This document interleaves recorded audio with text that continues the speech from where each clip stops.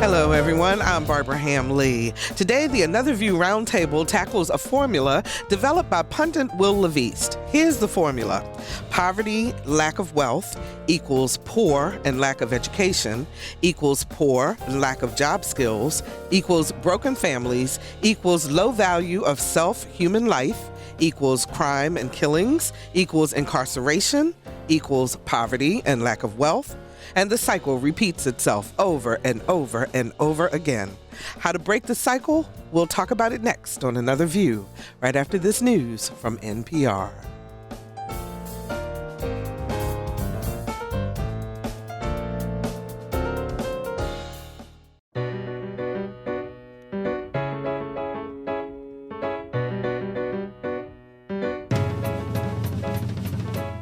Discussing today's topics from an African-American perspective, this is Another View.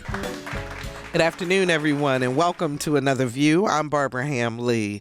Before we get into today's discussion, let me tell you about a week-long special event at the College of William and Mary. It's called The Beloved Community, a Black Lives Matters conference that starts this Sunday, April 12th, and goes through next Sunday, April 19th.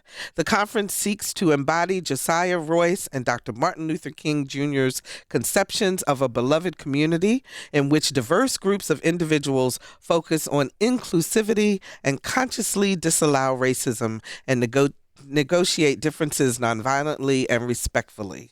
There will be a variety of speakers, documentaries, spoken word performances, and group discussions. And to find out the full schedule, go to our website, anotherviewradio.org.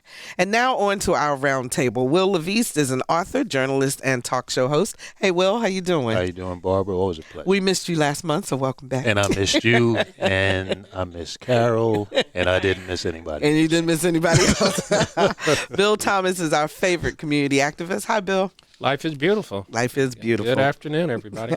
Carol Pretlow joins us from Norfolk State University, where she's a political science professor. Hi, Carol. Hi, and glad to be here. Excellent. And our guest pundit today is Dr. Eric Claville. He is a history and political science professor at Hampton University. Hi, Eric. How are you? Hi. Welcome back. Thank you so much. Roger Chesley will be back with us next month. So, who said that? On. Now be nice. Well, All right. Well, I read the formula in our teas, and I want to read it one more time because I really want you to expound a little bit on this. And I think you based it on the topics that we were talking about today and some thought that you've given to this. So here's the formula. Poverty and lack of wealth equals poor and lack of education, equals poor and lack of job skills, equals broken families, equals low value of self and human life, equals crime and killings, equals incarceration, equals poverty and lack of wealth, and the cycle starts all over again. And on and on and on. And a lot of that is, from out of my own upbringing, coming in Brooklyn, New York. Brownsville is one of the toughest neighborhoods with some of the worst health and economic outcomes. And it is very difficult once you are in a situation of poverty to get out of that cycle. And a lot of times people will do things. You got politicians, you got folks on all kinds of different angles of the spectrum that will say, well, they're just lazy, they're just this, there's just that. No, there's research, social science research, there's neurological research that talks about when you're under these kinds of conditions, how it affects you. And so unless you have some kind of intervention, or unless you find a way to break out of that cycle, to become basically an outlier, you are going to find yourself caught into that. So for me and so many of us, it was education. Education is a way to break out of this. And so, it's no wonder why in my family, at least all of us have master's degrees, and we were able to get ourselves out of poverty. So if you can move from education, that can put you in a situation where you can get a better job, which can put you in a situation where you can start investing and develop a business and actually acquire wealth. Once you can acquire wealth, you can actually hand that down to your family and break the cycle of poverty for your family, because you can't hand down a job, which is one of the problems in the black community, is that we got a lot of people who have acquired jobs but not necessarily wealth. So then when you lose your job, then what happens? You slip back into poverty. and possibly back into that Right. whole cycle again. But Eric, let me ask you then, because if education is the key, but yet there's a lot of discussion and looking today at the fact that education may not be the panacea for the African American community. Sure. That people have put it up to be. Well, I am a proponent just as well that education is the key that unlocks the door to opportunity, access, and ownership. And that's really the building blocks for really passing down generational wealth. But as far as those individuals, those articles that we've reviewed that state that education may not be the key for African Americans, really what it's looking at is targeted education. So in other words, if a person spends X amount of dollars on a 4-year degree that the market does not have a job offer for, then of course that's a bad investment. So you have to invest properly, which goes back to advisement, which goes back to mentorship, which goes back to doing your research for yourself, which goes back to knowledge. Now, case in point, I have siblings, and we have physicians in our family, MDs, professors, myself a lawyer, PhDs, the whole nine. My cousin was the first valedictorian of Purdue, African American valedictorian. We have Harvard grads, the whole nine.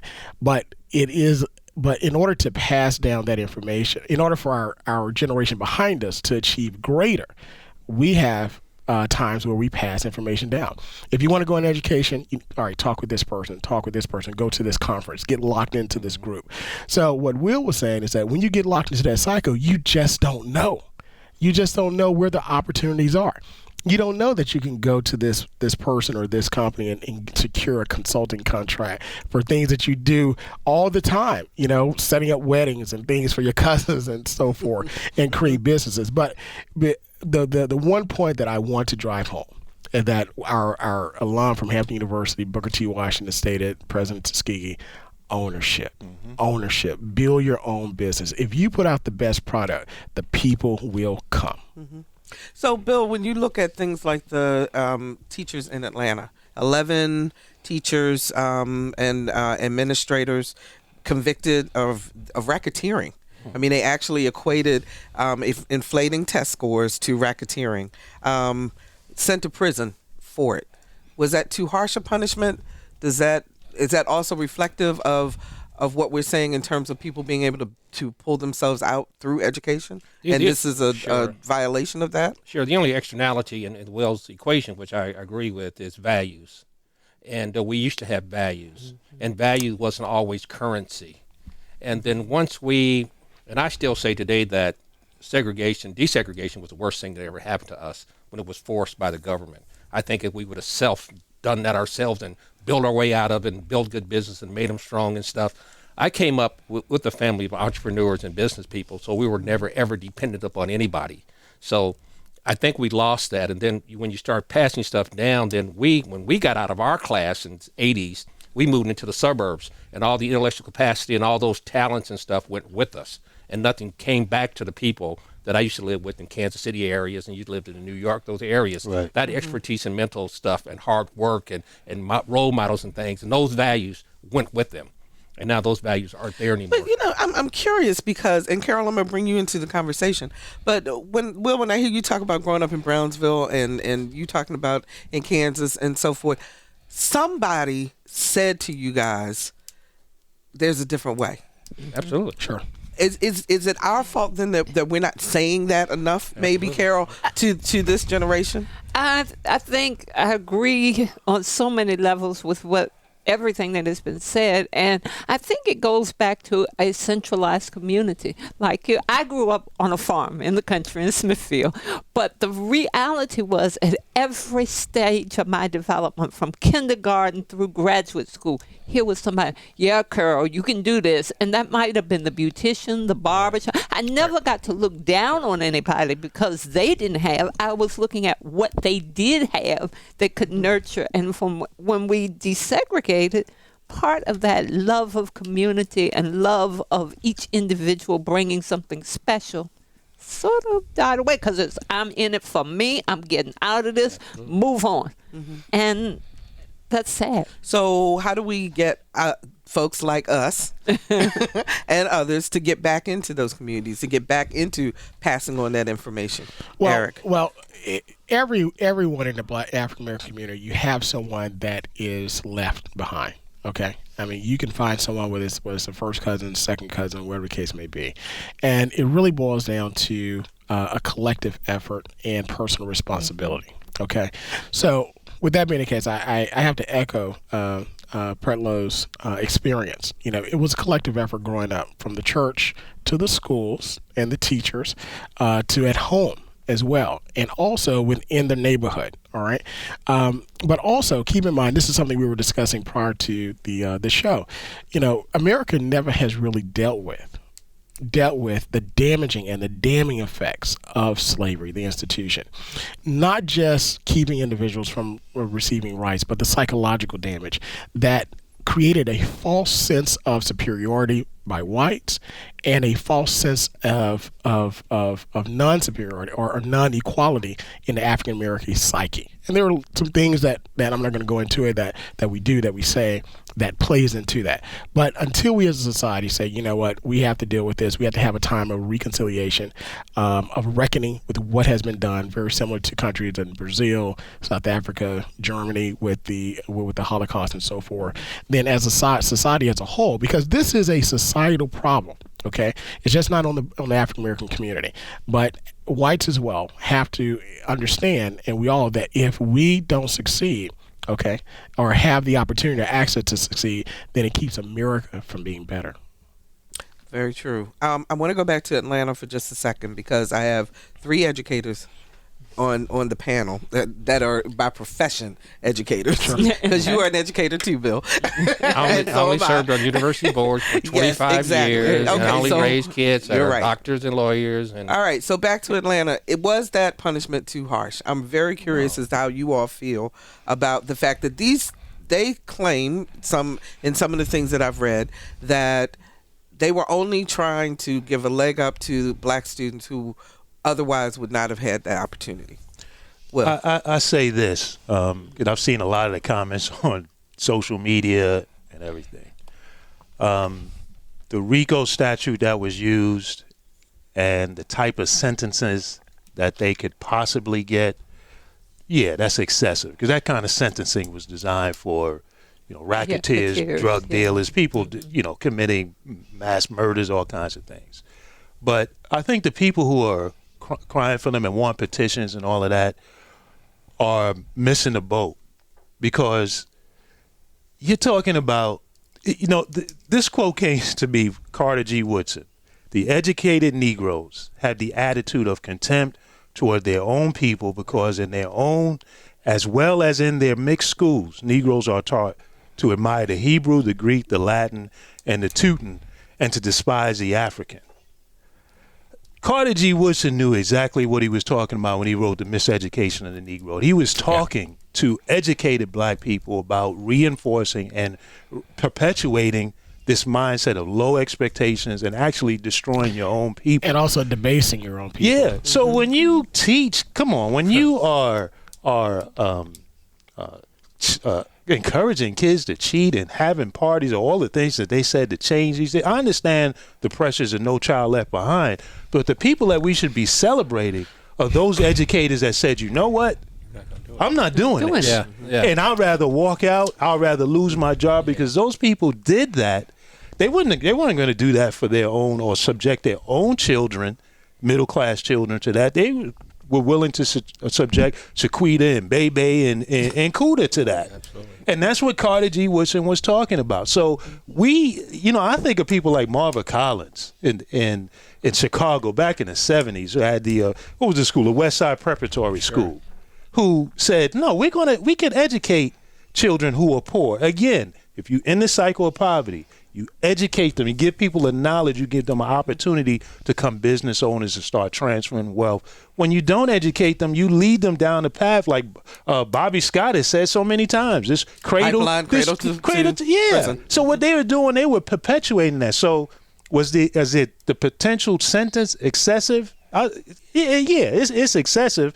They should be fired. They should not be allowed to teach and all of that. But don't let them off the hook for debasing our children, please. Bill? Pretty said and done. I mean, I just think it's, and I think it gets even deeper than that, because if you look at the statistics of the public school teachers in Boston that are African American and are white, they're sending their kids to private schools. They don't send their kids to those public schools. I don't have a friend. I don't have one friend that sends their kids to public schools. Not one. Really? Not one elected official that I know of send their kids black. But if to we public do, schools. but if we don't send our kids to public schools, then are we abdicating our responsibility? Yes, we are. Yes, we are. Absolutely. But if we don't do what they did in Atlanta to get the people that are perpetrating this stuff, that's even worse. I think they're both sinful. I think it's both a sin. I think if I deliberately do something, but I still think it's best for my kids to have done that, but I did it because that's best for them, because I couldn't allow them to be in this situation, not with the other students, but with these administrators, because they're doing this, and you see it. But I don't want to hear all this other stuff. You go and look at the record. I have no friends that have their kids in public schools. Eric? Well, I like to say that I do send my kids to public school. Okay, and my wife and I, we enjoy the schools. We enjoy the teachers, their experience as well. Now our children did start when we moved here we've been here for a short period of time in the Hampton Roads area. But prior to moving here, we had our kids in a Episcopal day school because we enjoyed for our values, we wanted that for our children as a foundation and so forth. But we've always entertained the possibility and the opportunity to send our kids to public school. I'm a product of public schools. My wife's a product of public schools as well, and we believe that. Now we're also involved with our children and so forth. I think that's a really good point in terms of it is. We have to stay involved. It is. I was just speaking to a young lady on the plane. I was coming back to this area, and I said, listen, if we give a good product to the school system and help them to help mold and shape our children, then they have an opportunity to give us back a better product. Okay. Now, as far as the case in Atlanta, as a lawyer, privy to certain things regarding cases, and more specifically to that case, there are pressures that these school systems are under in order to meet certain numbers in order to receive their funding. Now, does that make an excuse to what those individuals did? Absolutely not. Do I believe that the RICO statute, which was created by a law professor during that time period of where there was gangsters and mobsters really infiltrating and corrupting government at that time, do I believe it was too harsh? Yes. And I believe that statute, I think the U.S. attorney wanted to send a message, wanted to basically send a message that this type of thing, this is what you would get in this particular area. If it was a different jurisdiction, would it be different? I believe so. But neither here nor there, the pressures of no child left behind, those pressures, the pressures for funding, those things cause individuals to inflate those scores.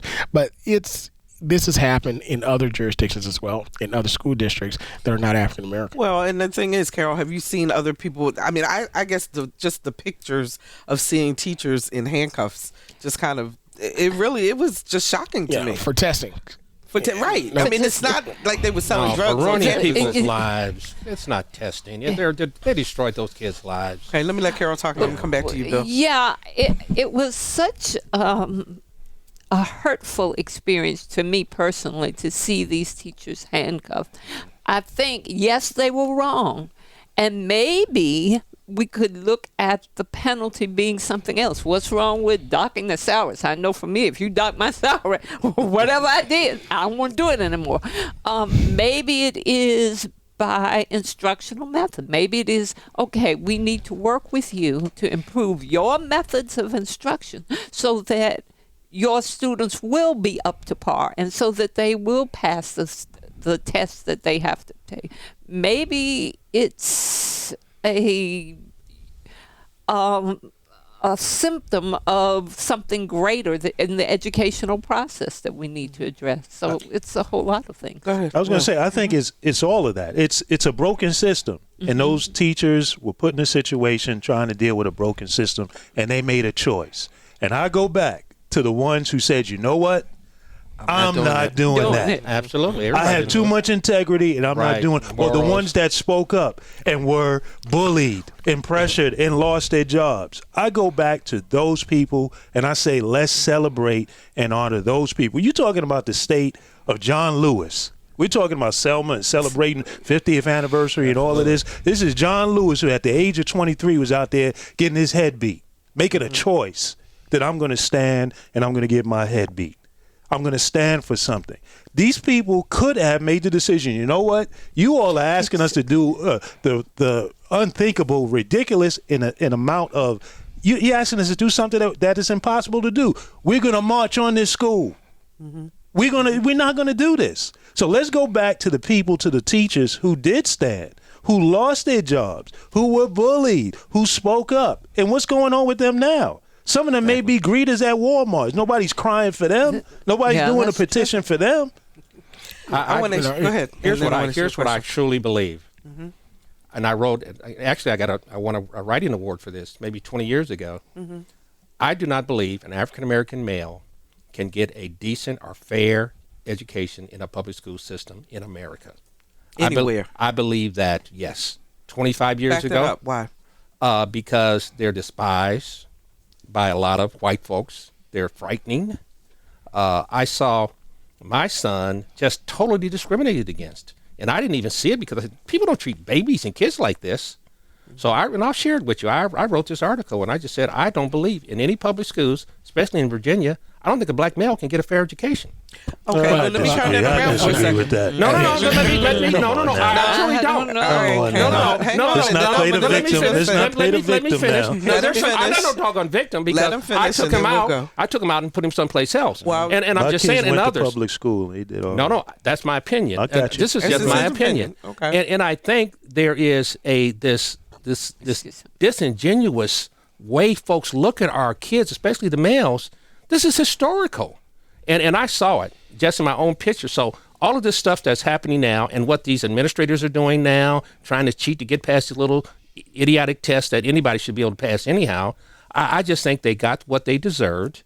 I do believe if you look at the numbers, and a lot of people don't like hearing this, but I can prove the numbers. I'll send them to anybody who wants to see them. When a city like Norfolk, and Norfolk is a good city, they're trying to do this very, very best, but when only 17 African-American males in the entire public school system 3-4 years ago graduate with a B average, there's something wrong.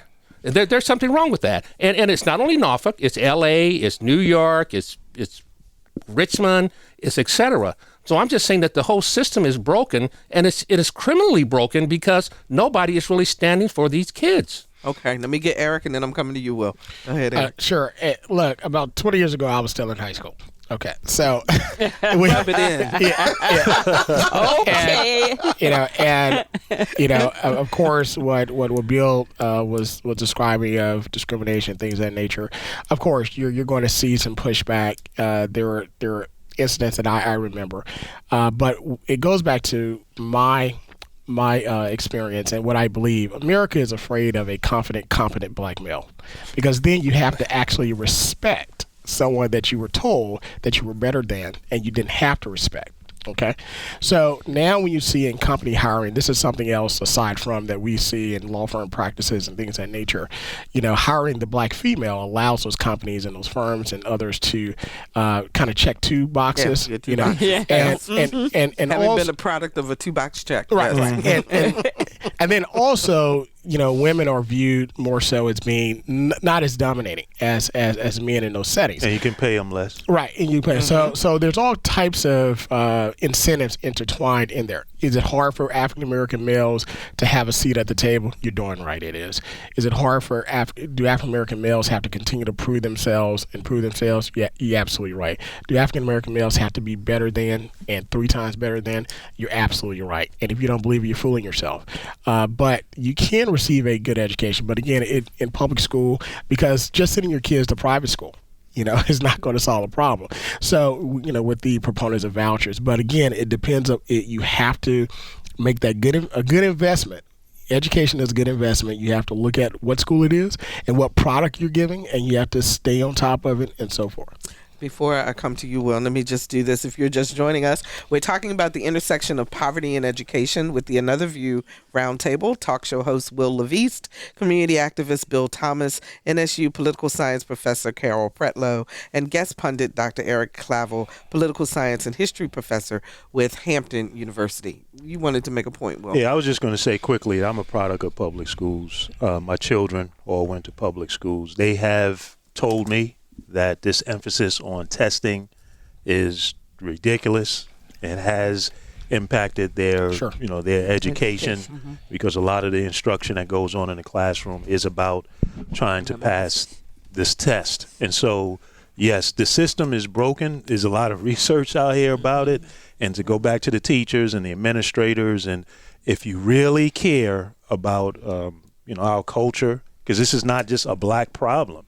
And this is where about educating all of our children. This is about educating all of our children. And then let me bring up this one other point, and then we're going to get to the big story that everybody's been talking about all week. But Dr. Samuel King, mutual decision for between he and the school board to leave.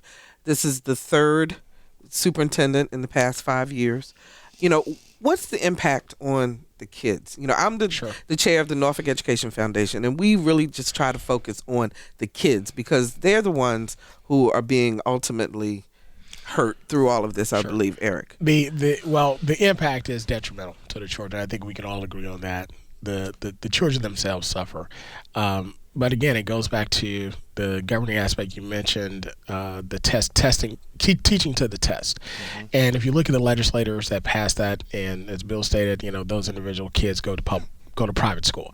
So I think if the legislators had more of a stake in seeing those children succeed, and their kids were there, I think you'll see a different look. And individuals within the power structure, okay?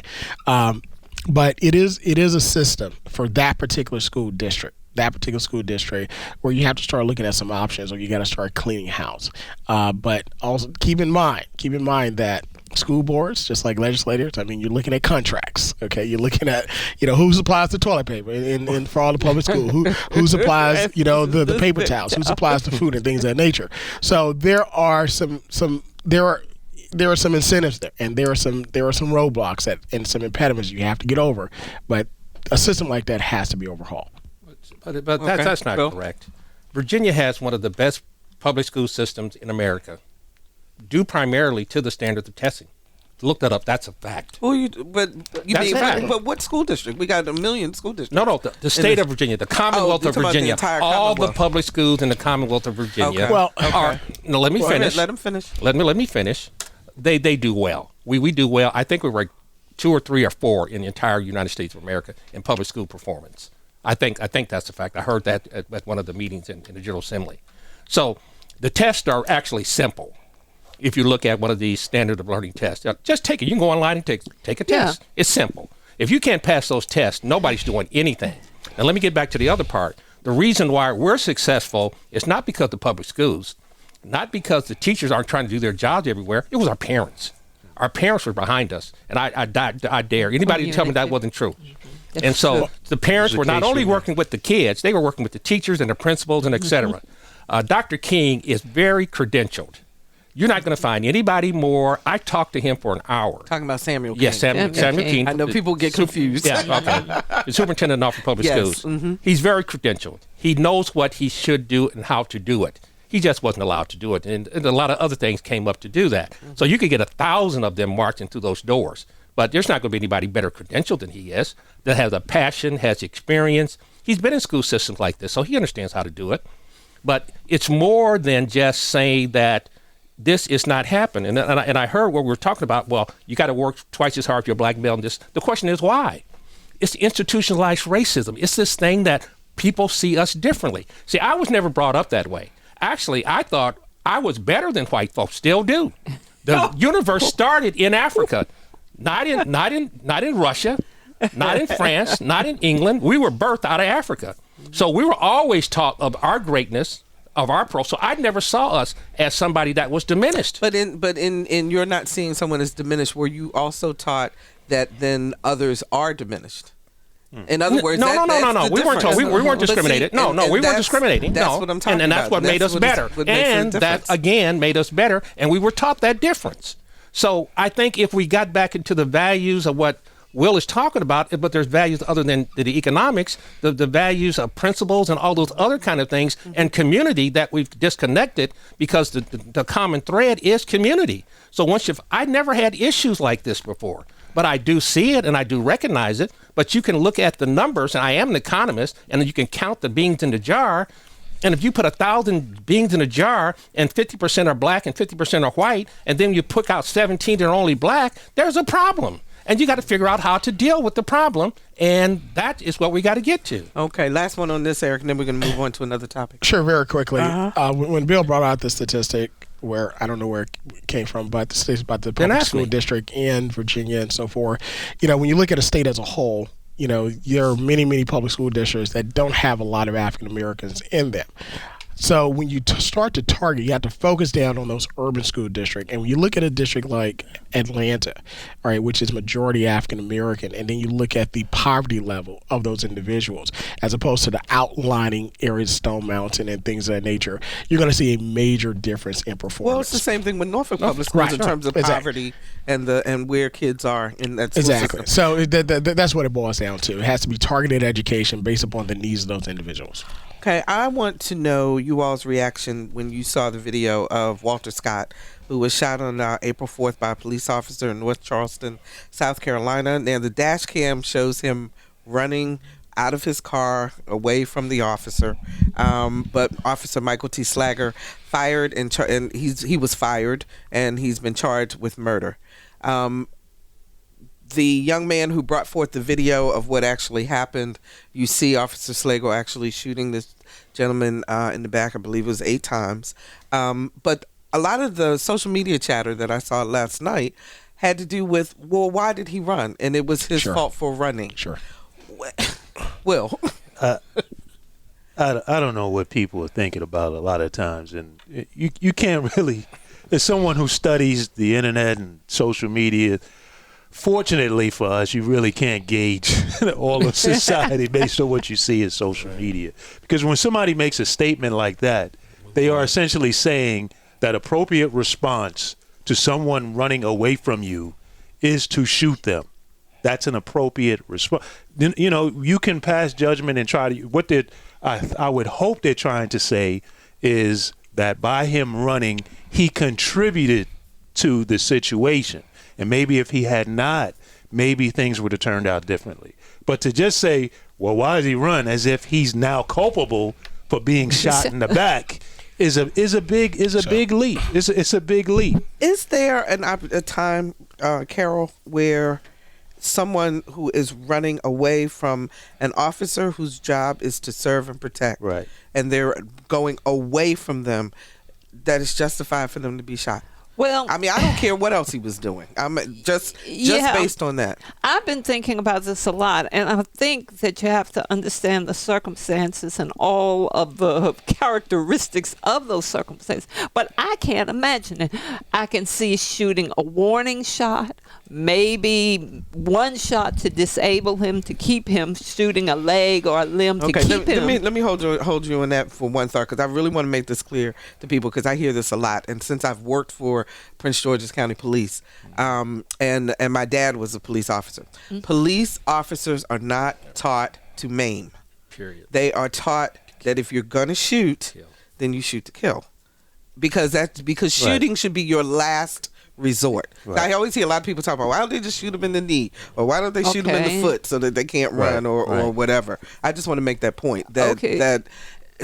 Which makes it even more of a responsibility of that police officer in terms of when he's going to pull his weapon. So go ahead. Mm-hmm. Well, I guess I was stuck back on this was excessive force under these circumstances. When I heard the videotape of why the investigation was there, why the police officer had stopped him, I was like, wait a minute. It seems like excessive force under these circumstances. Now, true, maybe he shouldn't have run. I don't know. I hear that he had child support issues. Maybe an uneducated person would feel so threatened. I think I'm inclined to argue with people and well, what are you doing and why are you doing? No, but maybe that's natural. But the police officer should be held to a higher standard so that he recognizes a differential in circumstances. To me, Eric.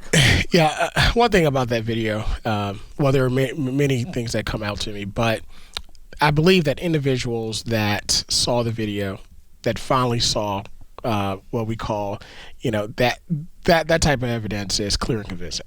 Okay, the officer was not being threatened. Of course, you can call up backup, which you're supposed to call backup anyway when you stop someone or in pursuit. They were going to catch the guy. Okay, eventually, he wasn't shooting back or anything of that nature. What you have is an individual who has absolute power at that particular time, that chose to use his absolute power to take another person's life without justification or any threat to that person's life. The fact that the young man stated that he was in the police station and he felt threatened by the police that was there to protect and serve him, that he was going to erase the tape and leave town for good. Okay, a place where he grew up. So that shows you that these issues that African Americans have been dealing with for years, okay, since we arrived here, with the authority of government against us to suppress our rights, our freedoms, and so forth, is an institutional issue. And this and case in point, you can look at the evidence that was utilized in the stop and frisk case in New York. Adrian Schoolcraft was an officer who felt, and he stood up and said, I can't do what they're telling me to do. They're telling us officers to do. He recorded for 17 months what was coming down. What was coming down the pipe from the top chain of command in New York, given to the captain to tell them what to do to black males. And that was the evidence that was utilized for the stop and frisk case in New York. You can take a look at the school. You can listen to his interview and how he's being harassed to this day by his own brothers in blue, who his father also was a police officer. Now, as it relates to African American males, people say, well, if they only just, comply with the police officer. When you're a police officer at that particular point, they don't want compliance, okay? And white males in general, when approached by an African American male, not compliance, but obedience and submission, okay? So when you look at that individual, those 4 young men that were shot and killed by the white male at the gas station because they were blasting the music, he thought they had a gun. Of course, that's always the excuse. He killed those young men in the car because they did not give him obedience and submission.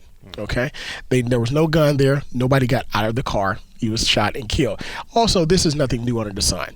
Very quickly, one of those hidden gems of history, okay, regarding civil rights, and there were many, but I'll say this for a couple of seconds. When the 3 civil rights workers were found and the FBI turned one of the deputy sheriffs, who was also a Klansman, which was not uncommon at that time period, to find out where those individuals were buried, they not only found Cheney and the other 2, Goodman and Warner. Goodman and Warner, but they also found other African Americans. It was a dumping ground by the police when they killed individuals.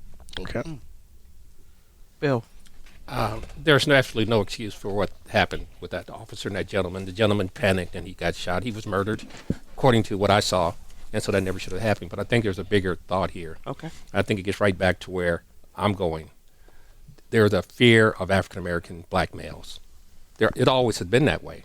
It's been that way since I was a little boy, and it still is today. There was a story on NPR where a psychologist interviewed several white police officers. When you have to send your kids, even if you send them to public schools or to Episcopalian schools or whatever, and then they go out to Virginia Beach at night when they're 18 and 19, and you have to stay at home and pray that nothing will happen to them, there's something wrong.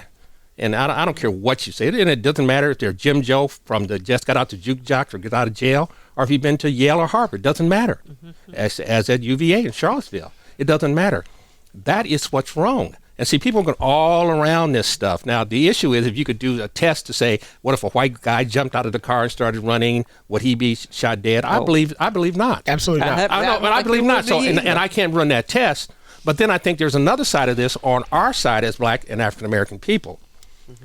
What about the 13 and 14-year-old teenagers that died in Newport News? There's no uproar. There's no crying. There's no wailing. There's no investigations. Well, now no. SCLC has called for a state of emergency. No. But not as they barely did, and I know they did, but not to the extent that we see on the other side of the coin. Well, here's the reason why. Let me finish. Here's the reason why. Let me finish. Let me finish. Let me finish. Your point. But my point is, there is this issue with African American males, and it has to be addressed. Because it is a problem, and I think it's a problem on both sides of the coin.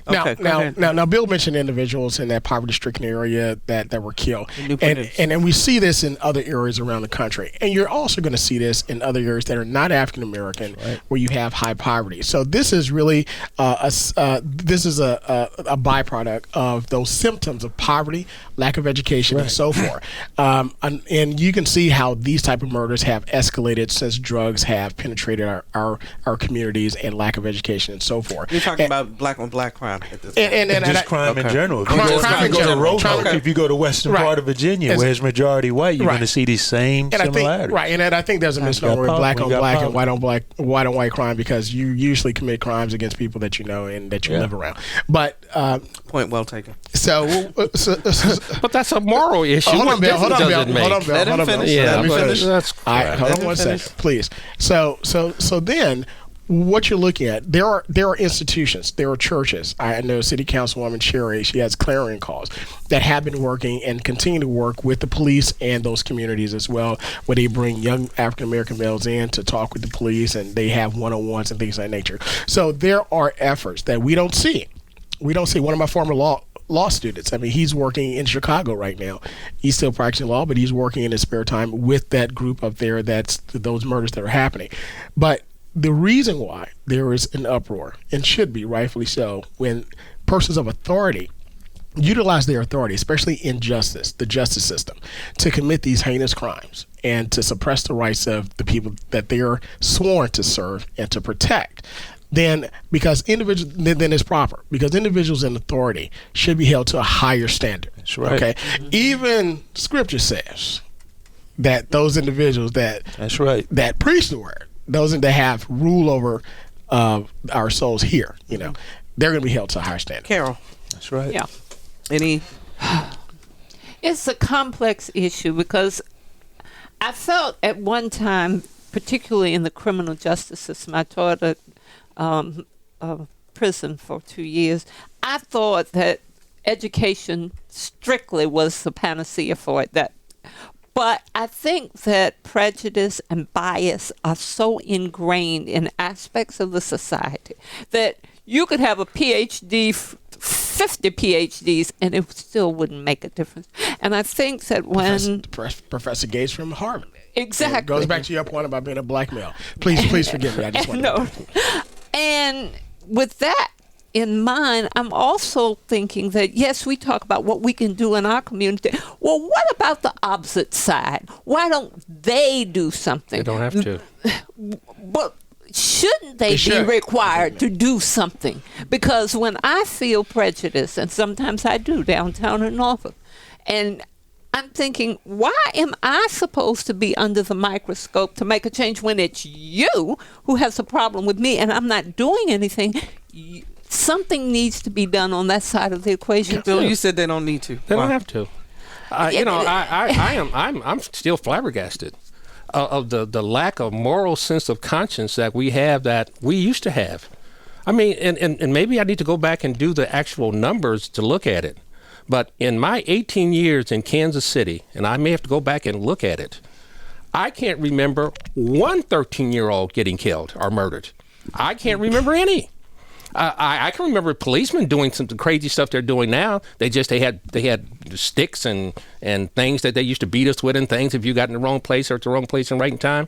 But I have never ever seen the degenerative type of violence, and that is being excused off on poverty. Give me a break. I mean, there were a lot of people in poverty when we were growing up, and I just can't recall it. But now you can see it and you just blow it off and say, well, I'm going to kill my brother. I would be more concerned about that than one police officer killing somebody killing me. Well, I would actually encourage them to go back and look at the numbers, because crime and violent crime has actually been on a decline in this country in the past decade. If you go and you look at the numbers, you'll see there's been actually been but a that brings us to a point, though, because what I'm wondering is, do we see all of this happening, or does it feel like there's more of it happening because we have so much access to media and social media and everybody's talking about it? Or was all of this still going on back when we had, the daily newspaper and 3 TV stations and a couple of radio stations? Yeah, I think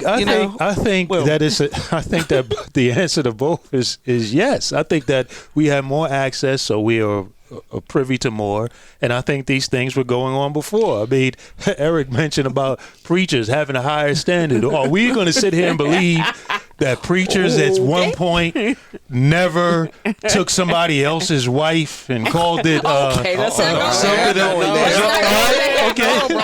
This is stuff is not new. I mean, if you look at the Bible, you'll see dysfunction. You see things. So I think it is that it has. But one of the points I wanted to make quickly that I wanted to make, I had to give y'all some comedy. I wanted to lighten it up a bit. I wanted to make is that there are a lot of police officers who are upset by this because they understand that when you have a distrust, because like you, Barbara, I used to cover police when I was a reporter at the Arizona Republic, covered police in Peoria outside of Phoenix. Also, as a columnist of the Daily Press, dealt with the police in Hampton, Newport News all the time. And they understand, majority of police officers understand that you need a relationship with the community. You keep hearing all of the crimes that's happening in Portsmouth or Newport News or wherever, and they're saying we need the community to help us. Exactly. They understand that. And then so when they see something like this happen, they know that this is just further breaking down the relationship. And if we don't have the relationship, and we don't understand that we need the police, we're going to have anarchy. Because I'm going to tell you, if I like my friend Bill here, thank you, sir, believe in the right to keep and bear arms. Absolutely. And if you come at me wrong, down. I'm gonna shoot and ask questions later. But if a policeman is on the scene, I'm definitely going to pause and let the policeman handle it. And we need police that are going to be trained to how this society has changed and it's complex. They need to be some of the best and brightest. They need to be paid more. They need to be because they have a very, very crucial role in our democracy. So hold on, Eric, just before you go there, but when Bill, when you talk about the kids being killed in Newport News, and Newport News really is experiencing a big shootings and murders are up, and they're experiencing this, but the police keep asking and the community keeps asking for people to step up and say something. And Eric, that's the morality. if this kid had not come forward with this video, would we know? Would Slagle be in jail right now and fired and charged with murder and all of that? If we don't speak up, what happens? Sure, and really it boils down to what Will was saying, not just education, better education for our police force, and better education for the community, but relationship. Okay, that's what relationship. Bill mentioned poverty not being an excuse. Well, it's not just poverty. It's poverty in what we see in drug use. When drugs entered the scene very heavily in our communities, we saw a major decline in what was going on. You mentioned the question. You posed the question: was this happening before and we didn't see it? Social media has changed the way we operate. I mean, you have to understand that instantaneous responses, instantaneous posting of everything that you do is available. So these things have taken place. If you look at the lynchings that took place, which and the young man down in Mississippi from Chicago, who just for whistling at a white woman. Emmett Till. Yeah, Emmett Till. I mean, those things happen all the time. But wasn't there a time back in the? I mean, maybe I'm just dreaming. But it felt like in the '90s and all that. That we were all singing. Things were getting better. The time that never was. Let me say what happened, Barbara. It's the time that never was. Barbara, when crack entered the equation, it changed everything. And when it flooded, I mean, from the suburbs all the way down to the ghettos. Okay, so it really, really changed our society. And before there was For the crack, worse. there was booze, and then there was reefer madness. Right. There was remember, But the issue we've with been through but the these issue things. with crack, Yeah. well, the issue with crack is that It was devastating. It was devastating Yeah. because it really changed the chemical compound of your body, your makeup, your thinking, and really ruined those communities. Bill, you just sitting there going, No, shaking your head. because Well, I think when our families become more and more non-responsive, when men did not take care of our women, especially the ones that they brought forth with children, and that became more loose and undefined and not respectful, that's when I saw the slip. Because when we had strong families, and you don't see that simultaneously with the infusion of that's just drugs compounded. and so forth? Exponentially. That Yeah. created exponentially. But I do know that even the bad kids, what I did do, I went to my school yearbook, and my high school yearbook, and I looked at all the bad kids, and I looked at all the good kids, and I said, where are they today? Even the good kids and the bad kids. And even the very, very bad kids that even eventually went to jail and did something, petty crime and thefts and whatever else, they still were working. They had jobs, and their parents were structured, at least maybe one divorced and maybe one, not together. But the one thing that I saw that was significant as a common thread was that we all had a family, and we all knew each other. And we knew the good kids and the bad kids, and we knew the kids that were taking the drugs and the coke and the whatever and the other stuff, and we said, stay away from them. But as an economist, the economy has changed, and some of those jobs that they were able to get as bad They're kids gone. that weren't. Yeah, they're gone. Yeah. So now No, we're that's a great. That's why different. education That's a different. Sure, Yeah. Eric. Sure, and what Bill mentioned regarding the family structure, when the family structure, if you look at when drugs enter the equation, crack cocaine, you start to see the deterioration. So it compounded the issue. But if you go back and take a look, when crack cocaine entered the scene, you have privatization of prisons, so you have a pipeline from the cradle to the grave, and you have more families that are broken and so forth. So those are it's a global issue. Okay, it's just not one thing or the other, but all of these interconnect. Okay, and really, I am a proponent of the family. Okay, my father and my mother, they did a wonderful job with my siblings. I'm the middle of 7. Okay, and we knew right from wrong. We knew we had accountability and responsibility. My wife and I do the same thing with our family. So it starts with the family. That's the nucleus, and then it sprawls out from there. Yes, we do need people to speak up. We need the police. We need the police in our communities. We need the police everywhere. Okay, but we need respect on both sides. We need education about the issues on both sides, and we need a relationship together so that young man that had that video that saved that individual from being just a lost statistic and from falsely being blamed by the police for causing his own death. We need young men like that to say, I trust you, I can come to you. And with that, we are out of time. You guys were just incredible today. Thank you so much, Wil LaVeist, Bill Thomas, Carol Pretlow, and Eric Claville, and we'll be right back. Hey, this is Deborah Cox, and you're listening to Another View on WHRV 89.5 FM. How did you get here? Nobody's supposed to be here. And that's our show for today. You can listen to Another View at any time by downloading the podcast. You can find us at anotherviewradio.org and sign up for our eView newsletter, a once-a-week reminder of upcoming programs, and we are always on Facebook. Please like us. We're close to 1,000 likes, so go on Facebook and like us. Next week is your opportunity to show your love for Another View by making your pledge of support. It's Pet Pledge Friday, and we'll have the Norfolk SPCA here to answer your questions about adopting the right pet for your family. Our theme music was composed and performed by Jay Sennett. Lisa Godley is our show producer. Victor Bowen is our audio engineer, and Chantel Davis answered our phones. I'm Barbara Ham Lee. Why don't we all just go out and say something nice to somebody over the weekend? How about that? Have a fabulous weekend, everyone. Let's get together again next Friday at noon for Another View.